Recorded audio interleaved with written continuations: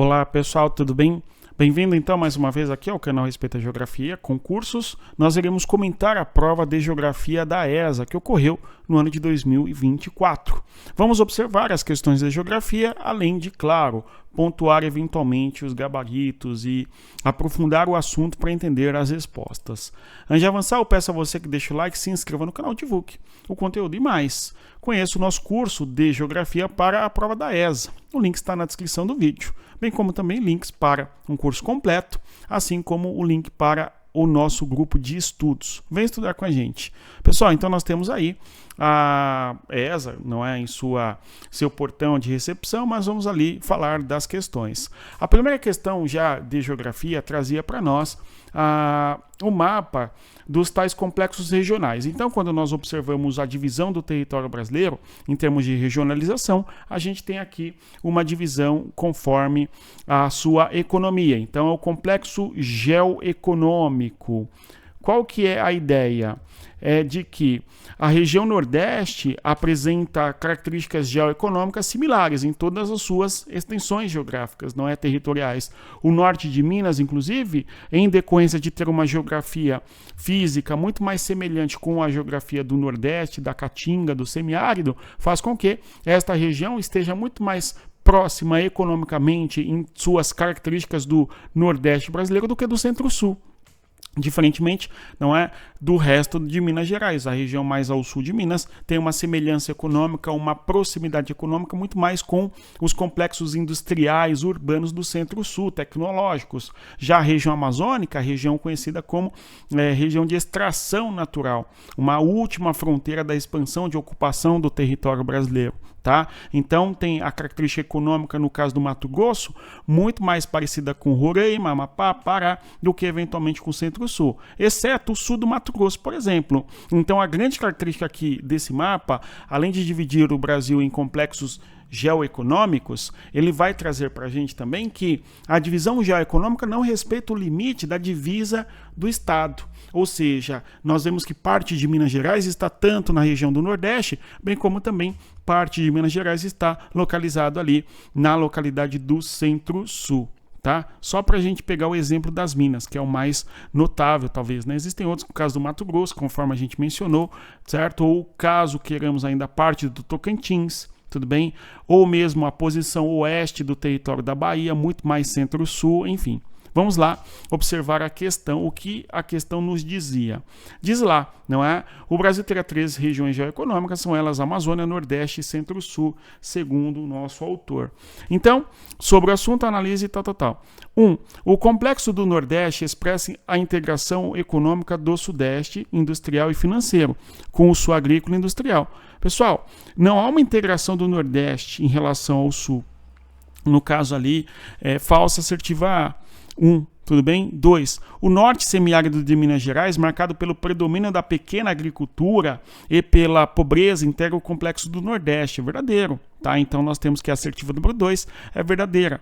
Tá? 3. O oeste do Maranhão, úmido e fortemente ligado à extração mineral do Pará, integra o complexo Amazônia e não Centro-Sul. Então é falso. Tá? Então, assertiva 3, quando nós olhamos no mapa, a gente vê claramente que a região amazônica, ou melhor, do Maranhão, está muito mais próxima economicamente à atividade de extração mineralógica ou de vegetação da Amazônia do que eventualmente do Nordeste ou mesmo do Centro-Sul. Então é falsa aí a assertiva 3, tá bom? Por fim, 4. O complexo da Amazônia expressa a existência de uma fronteira de expansão da economia nacional, que é tanto a fronteira demográfica como uma fronteira de recursos, tá? Onde nós vimos a expansão da soja, a expansão do gado, tá certo? Nas últimas décadas no Brasil. Lembrando que esse mapa é lá dos anos 60, não é? E desde então a gente vê uma expansão muito forte aí de atividades econômicas em direção ao complexo Amazônia. Assertiva, portanto, verdadeira. 2, verdadeira. 3, 4, verdadeira. De modo que o gabarito aqui seria a letra A de I love you, ok? Então, alternativa A. Próxima questão. Vamos observar então aqui a questão número 36, que fala sobre os climas do Brasil. Vejam só, o aluno, ao se instalar em uma rede de o ET, que é justamente o que se chama lá de Unidade Escolar Tecnológica do Exército, estará inserido conforme a classificação climática do IBGE, base da medição de chuva, temperatura, não é, estação meteorológica, no seguinte clima zonal. Então, a gente tem que pensar as questões zonais do Brasil, né? A zona intertropical ou tropical e os tipos de climas que nós teríamos no nosso país. Vamos lá observar. Então, antes, né, de avançar nesse ponto, eu gostaria de chamar a atenção que os climas do Brasil são 6, embora este mapa não esteja trazendo as zonas climáticas, né, a gente tem os climas do Brasil, né? Os climas são equatorial, na região norte do Brasil, aqui, né, basicamente, não só no norte, mas sobretudo, né, o clima tropical que ocorre em diversas regiões do Brasil, inclusive no norte brasileiro, né, lá em Roraima, mas no centro-oeste, oeste paulista, oeste de Minas, oeste baiano, né, enfim, então uma vasta extensão geográfica do clima tropical. Litoral aqui, ó, do nordeste brasileiro, inclusive, né, no clima tropical, conforme a gente pode ver nesse mapa, tá? O clima semiárido, interior do nordeste do Brasil, tá? Inclusive, então nós vemos aí, perfeito? Agora, clima subtropical ao sul do país, tropical litorâneo na faixa costeira até o Rio Grande do Norte, né? E por fim, clima tropical de altitude, basicamente no sudeste, onde nós temos os mares de morro, né? Então vejam só, quando o indivíduo, né, ele se instala lá, conforme ele fala na alternativa A, nesse ponto lá, né, no Campo Grande, Mato Grosso do Sul, ele está no clima na zona equatorial? Não, né? Ele está no clima da região tropical do Brasil. Então, por isso a alternativa A é falsa, tá? B, quando ele se instala em Blumenau, está no clima tropical? Não. Zona tropical? Não, ele está na zona temperada, tá? Então é falsa a assertiva B. C, Fortaleza, Ceará, ele está na zona tropical, ok, está na zona tropical. Clima, zona tropical, zona equatorial, pode ser, né? Tá justamente na zona do Equador, tá certo? E tá no clima tropical. Verdade que é o tropical, parte ali semiárido, enfim, perfeito? E tá na D, ele fala clima tropical, né, zona tropical, ok. Rio Grande do Norte, Natal, né, na D. E ele fala Nordeste Ocidental. Não, o Nordeste lá do Rio Grande do Norte é Nordeste Oriental, tá certo? Se nós lembrarmos da linha da Rosa dos Ventos, Norte, Sul, Leste, o que é chamado também de Oriente, tá? Então aqui, ó, Rio Grande do Norte no Nordeste Oriental, e por isso a D é falsa. E clima zonal temperado. Isso daqui é falso, né, gente? Porque Jataí, em Goiás, não está no clima temperado, está na região tropical. Seria, portanto, a alternativa C, a alternativa correta nessa questão. Essa questão ela é mais difícil porque ela trouxe para a gente um mapa do Brasil, não trouxe os climas do Brasil, mas sim as regiões, Nordeste, Sul, Sudeste, etc., né? E ela trata conosco de clima zonal tropical, né? Ou clima zonal temperado, etc. E ela vai trazer as posições geográficas, né? No caso, a região de Fortaleza está na zona equatorial, está na zona climática do intertrópico, mas está no Equador, tá? Por isso nós assinalamos aí a alternativa C. No caso, muitos alunos questionaram, professor, mas não seria o clima zona tropical nordeste ocidental lá de Natal? Olha, o problema é que ele fala na alternativa D que o Nordeste está na zona, que o Natal, né, está na zona do Nordeste ocidental, quando na verdade é o Nordeste oriental. Perfeito? A parte leste do Maranhão, aliás, a parte leste do Maranhão, isso mesmo, esta aí, ou Piauí, estaria na parte do Nordeste oriental, né? No caso, o Rio Grande do Norte não, está no Nordeste oriental e não ocidental, perfeito? Por isso que a D é falsa, tá? Questão mais difícil, né? Apesar de parecer fácil, muitos alunos acabaram assinalando a D, sem considerar ali a posição de Nordeste ocidental, que é o erro da alternativa D. Tá certo? Adiante, aqui ele traz para a gente o conceito de bônus demográfico, né? Que é aquele conceito que diz respeito à seguinte questão na pirâmide etária. Nós temos, então, uma parcela importante da população entre 15 anos, né? Então, entre os 15 anos e os 64 anos aqui, a gente visualiza o famoso bônus demográfico, ou seja, a maior parte da população brasileira, quando olhamos nessa pirâmide etária, se localiza nessas faixas etárias, que é parte do final da vida de jovem, tá? Que vai até os 20 anos. Tudo bem? Então, aqui ainda na base da pirâmide, a parte da população adulta até os 60 anos, a gente vê nesta parte, e por fim, até os 64 anos, que é a idade com que, em média, a população está apta ao trabalho. A população economicamente ativa está nessa faixa etária aí, entre os 15 anos e os 64 anos. Tá? Nós temos que essa parte da nossa população é a maior de todas. Então é um bônus demográfico, de modo que boa parte da população está apta para o trabalho, a fim de pagar as condições de escola, saúde para as crianças e adolescentes e também, eventualmente, bancar o sistema da previdência, a aposentadoria da população do topo da pirâmide, tá certo? Ali dos idosos, enfim. Então a ideia de bônus demográfico. Por que é um bônus? Porque no longo do tempo, esta parte da nossa pirâmide tenderá a diminuir, tá certo? À medida que existe o envelhecimento da população e não há uma reposição demográfica com a fecundidade. As mulheres têm menos filhos a cada década, tá? Então, o que eu sempre falo aqui, clima e população são dois temas que sempre aparecem nas nossas provas. A gente vê que na prova de 2024 que estava presente. Aliás, você quer aprender mais sobre geografia, aprofundar o conhecimento para se sair bem na sua prova? Conheça o nosso curso de geografia. O link está na descrição do vídeo. Não se esqueça, dê uma olhada, né? Então vamos lá, respondendo a nossa questão. Ele quer o correto sobre a ideia do bônus demográfico, não é? Vejam só o que ele fala na alternativa A. Ocorre quando há predomínio de adultos no conjunto total da população em relação às crianças, né? Idosos, aumentando o número de pessoas em idade produtiva e diminuindo a quantidade de dependentes, o que favorece o desenvolvimento econômico. Opa, verdadeira, assertiva A, tá? B. É o processo pelo qual as sociedades passam do estágio de altas taxas para baixas taxas de natalidade e de mortalidade. Isto é, tanto o estágio inicial quanto aí o estágio final caracterizam-se pela diferença entre as taxas de natalidade e mortalidade. Não. Só que a transição demográfica, né, então é falso, não é o bônus. A gente vê que na alternativa A fala justamente que há predomínio de adultos no conjunto da população em relação às crianças de 0 a 14 anos, em relação aos idosos, que foi o que eu comentei olhando para a nossa pirâmide etária, né? A é verdadeira. C. Corresponde à diferença entre nascimentos e natalidade e mortalidade, né?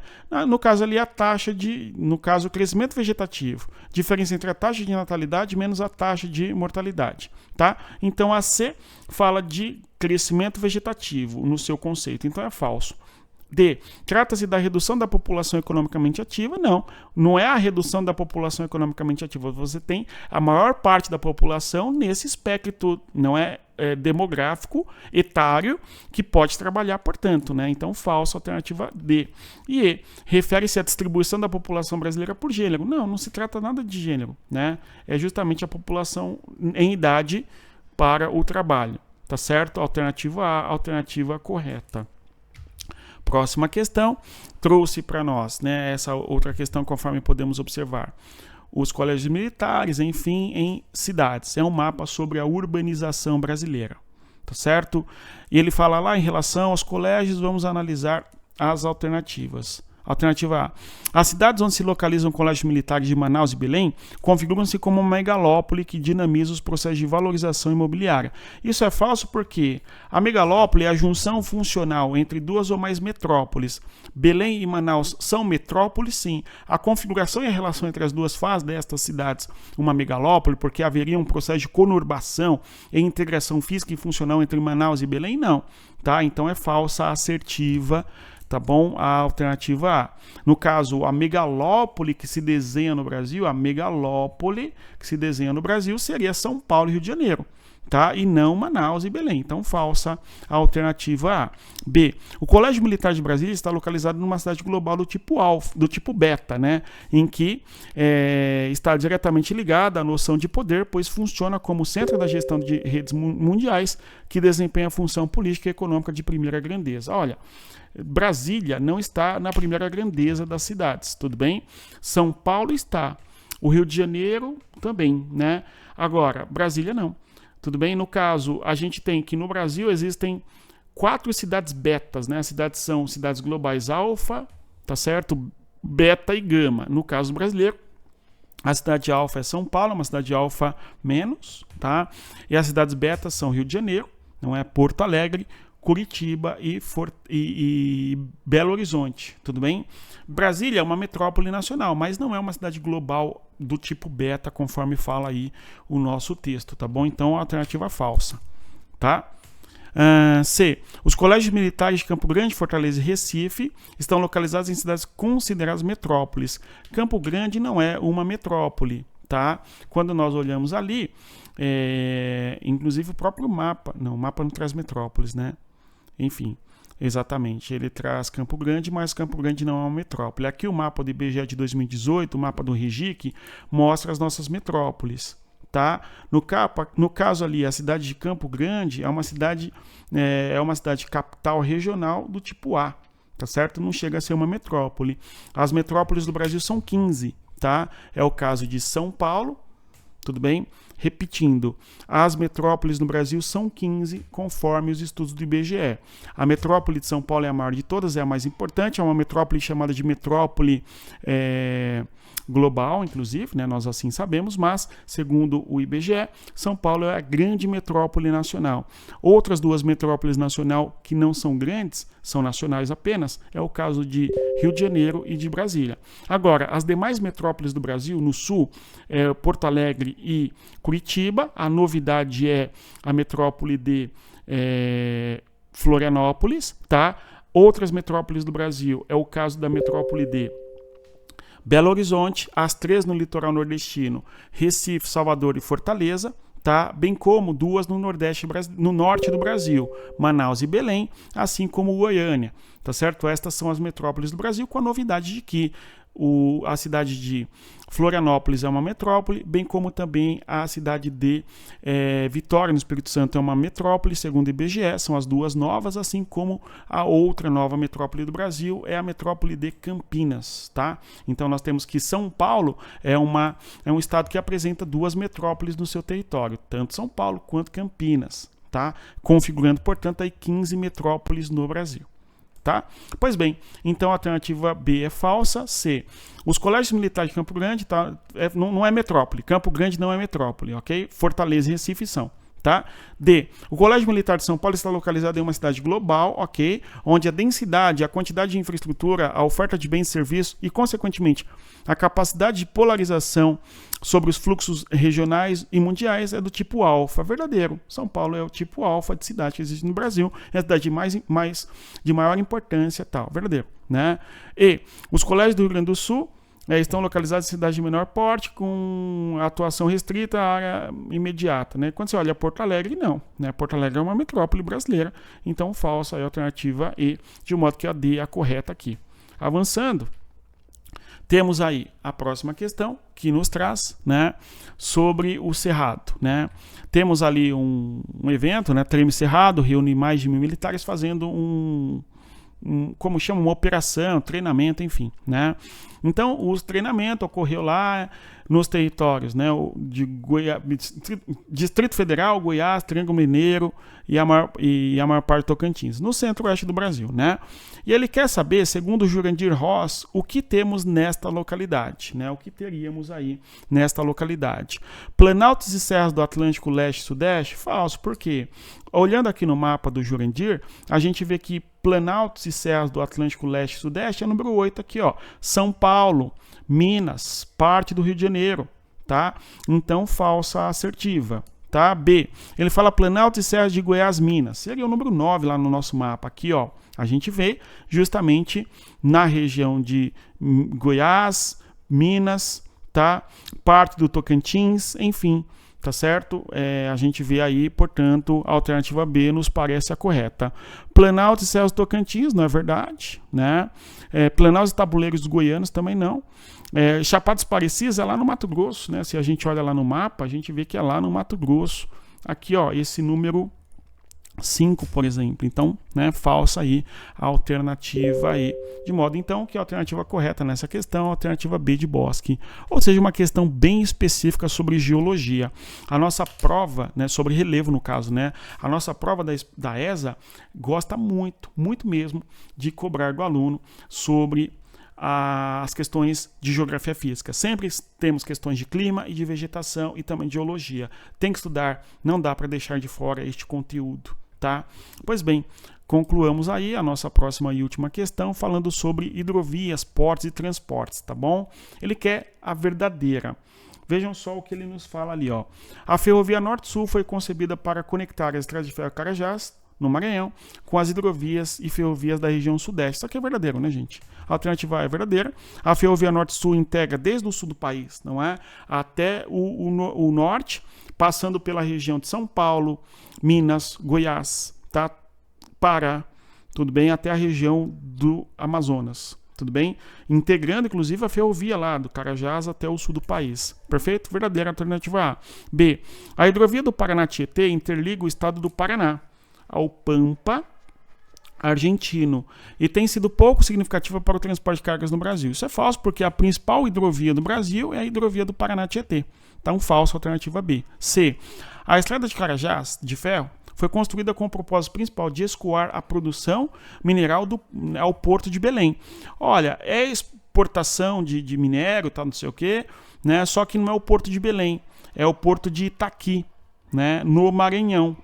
Então, falsa, alternativa C. D. A hidrovia do Rio Madeira conecta Rio Branco, no Acre, ao Rio Amazonas, né? Ok. É uma alternativa para o escoamento da soja produzida nos cerrados, né? Não tem sido, né? Falso.